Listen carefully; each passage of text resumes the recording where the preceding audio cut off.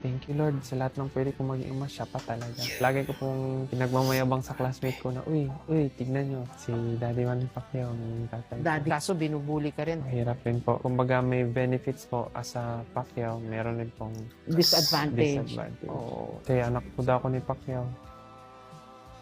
Tapos minsan sabihin nila na, tara, suntukan tayo. Tapos paglabas ko ng gate, nabugbugin na nila ako. Grabe, no? Porque anak ka ni Pacquiao, binubuli ka nila. Araw-araw po yun. Minsan tatakas po ko sa likod ng paaralan para maiwasan ko po. Sali po ko sa fiesta doon po sa lugar namin doon sa Tagum. Nakalaban ko po yung isa sa mga bully ko sa school. Bumubully Yun sa ang akin. bully sa'yo. Opo. Nag-fight kami for 3 rounds. Natalo niya ako kasi naubusan ako ng hangin noon. Kasi bata pa ako nun. Nanalo ako ng 200 pesos at yun, binigay ko sa mama. Thank you Lord sa lahat ng pwede kong maging ama, siya pa talaga. Lagi ko pong pinagmamayabang sa classmate ko na, uy, tignan nyo, si Daddy Manny Pacquiao, yung tatay ko. Daddy, kaso binubuli ka rin. Mahirap rin po. Kumbaga may benefits po as a Pacquiao, meron rin pong Disadvantage. disadvantage. Oo. Kasi anak po daw ako ni Pacquiao.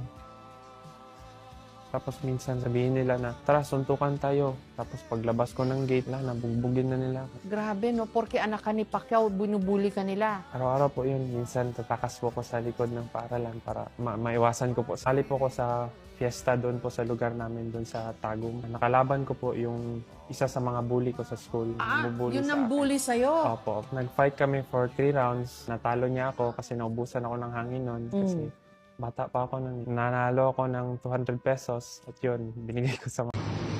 Hi guys! Andito na kami sa aming hotel room. Dito kami magstay for this weekend sa upcoming fight ko ngayon. Nice, di ba? Sige, ikot niya.